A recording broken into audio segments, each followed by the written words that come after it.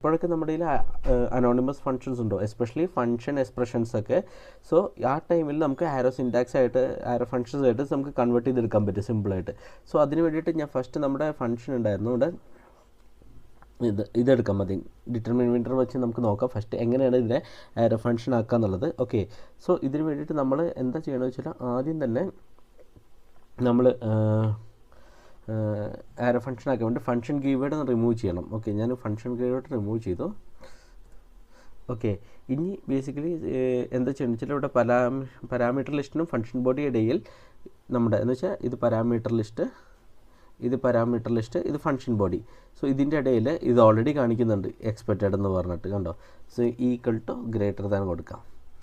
Okay, so ഇത് ഇങ്ങനെ ഇരിക്കും. ഇപ്പോൾ const determine function equal to parameter list then arrow function എന്ന് പറയുക. ഇതിന് ആരോ ഇട്ടിട്ട് ദെൻ